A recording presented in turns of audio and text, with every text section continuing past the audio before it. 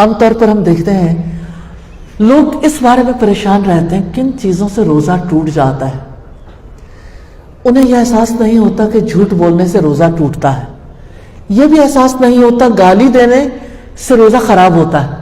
یہ بھی احساس نہیں ہوتا بد کلامی سے روزہ خراب ہوتا ہے. یہ بھی احساس نہیں ہوتا خیانت کرنے سے روزہ خراب ہوتا ہے. لیکن یہ بھی ٹھیک ہے کہ کچھ ظاہری امور ایسے ہیں جس کی وجہ سے روزہ ٹوٹ جاتا ہے. تو ہمیں یہ بھی دیکھنا ہے کہ کن چیزوں سے روزہ ٹوٹ جاتا ہے.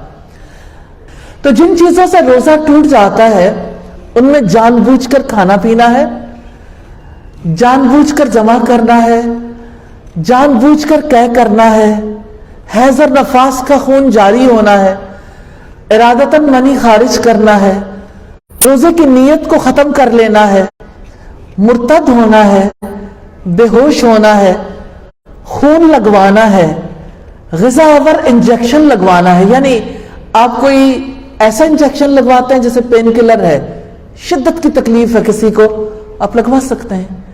لیکن اس کے مقابلے میں آپ ڈرپ لگوانا چاہیں نہیں لگوا سکتے, کیونکہ ڈرپ سے روزہ ٹوٹے گا.